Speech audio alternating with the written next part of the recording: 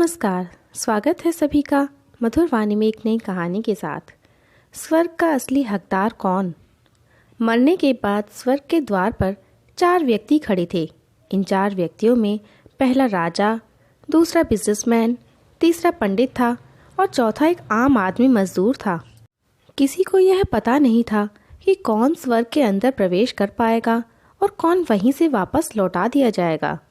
सब स्वर्ग का दरवाज़ा खुलने की राह देख रहे थे और आपस में बातें कर रहे थे। जैसे कि राजा को मरने से पहले ही आदत थी, उसने अपनी बात सबसे पहले बताई। राजा ने कहा, मैं बहुत प्रख्यात राजा हूँ। मैंने धरती पर अपना बहुत नाम कमाया है, इसलिए पूरी संभावना है कि मैं ही स्वर्ग में जाऊँगा। फिर व्यापारी ने अपनी बात सबके सामने रखी। वह बोला, धरती पर खूब धन कमाया और उस धन से मैंने सैकड़ों लोगों की मदद की, इसीलिए मैं ही स्वर्ग का हकदार हूँ। अब बारी थी पंडित की, तो पंडित ने मुंह खोला और सबको यह कहा, चाहे तुम जो सोच लो, लेकिन यह बात तो तय है कि स्वर्ग के दरवाजे खुलेंगे तो मेरे लिए ही।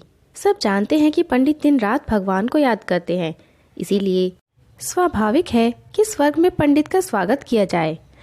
जब सब ने अपना अपना पक्ष रख दिया, तब सबकी नज़र उस मजदूर पर थी जो चुपचाप अपनी नज़रें झुकाए बिना कुछ बोले वहीं खड़ा रहा।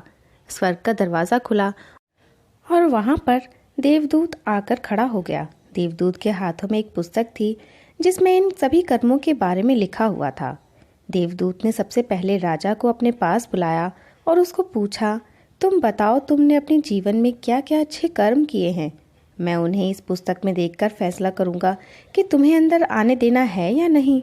राजा ने कहा, मेरा राज्य जितना बड़ा था उतना ही समृद्ध था और मेरे राज्य के सभी लोग खुशहाल थे। सभी बड़े आनंद से रहते थे। मैंने उन्हें कभी किसी चीज़ की कमी नहीं होने दी। यही मेरे अच्छे कर्म हैं। देवदूत ने अपनी पुस्तक में देखा और देखने के बाद राजा से कहा, तुम सच बोलते हो। तुमने अपने राज्य की प्रजा को बहुत सुखी रखा था, लेकिन तुमने अपने राज्य की सीमा बढ़ाने के लिए जितने युद्ध किए थे, उन युद्ध की वजह से हजारों सैनिकों ने अपनी जान गंवा दी थी। उन 1000 सैनिकों के परिवार के दुख का कारण तुम बने थे, इसीलिए तुम स्वर्ग में नहीं आ सकते। अब बारी थी व्यापारी की। व्यापारी से जब देवदूत ने पूछा कि तुम्हारे अच्छे कर्म क्या हैं, तब व्यापारी ने उससे कहा, मैंने सैकड़ों लोगों को खाना खिलाया है, कई आश्रमों में दान किए हैं, कई निराश्रित लोगों के लिए घर बनाकर दिया है। यह मेरे अच्छे कर्म हैं। देवदूत ने फिर से अपनी पुस्तक में ध्यान से देखा और देखने के बाद व्यापारी से कहा, तुम्हारा कहना भी ठीक है कि तुमने बहुत दान धर्म किए हैं, लेकिन यह दान धर्म तुमने जिन पैसों से किया है, उन पैसों को कमाने के लिए तुमने ना जाने कितने झूठ बोले हैं, कितनी हेरा फेरियाँ की हैं और कितने मिलावटें की हैं, इसीलिए तुम भी स्वर्ग में नहीं आ सकते। जब पंडित से यही सवाल किया गया तो पंडित ने बड़े ही आत्मविश्वास के साथ कहा, मैंने अनगिनत लोगों को ज्ञान दिया है, हजारों यज्ञ और पूजाएं की हैं और दिन रात भगवान का जाप किया है। इससे अच्छे कर्म और क्या ही हो सकते हैं। देवदूत ने अपनी पुस्तक के अंदर झांक कर देखा और पंडित से कहा, आपने जितने भी लोगों को जो भी ज्ञान दिया है, उन बातों पर कभी खुद अमल नहीं किया। आपने यज्ञ, पूजा या भगवान का नाम निस्वार्थ भाव से कभी नहीं लिया, इसीलिए आप कभी स्वर्ग में आना प्रतिबंधित है। मजदूर यह सब देखकर हैरान था।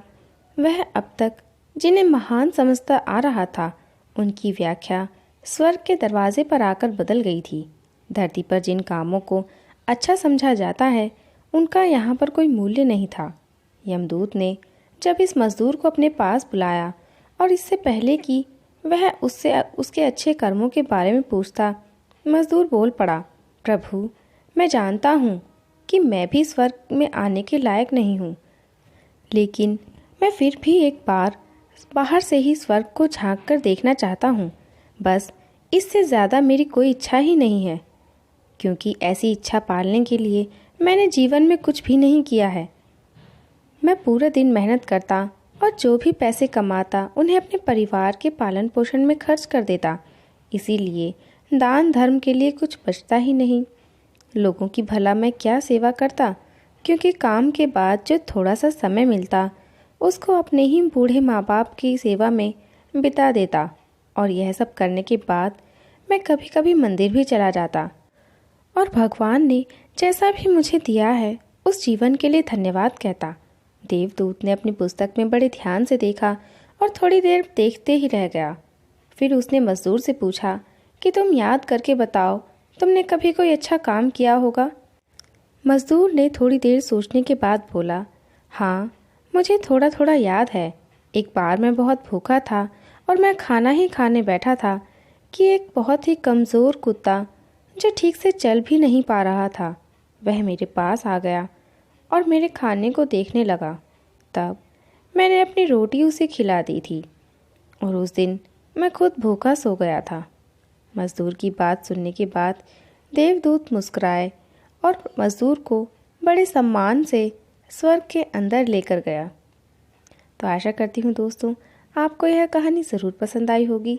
हमारी वीडियो को लाइक और चैनल को सब्सक्राइब किए बिना जाइएगा नहीं। मिलते हैं एक नई कहानी के साथ। धन्यवाद।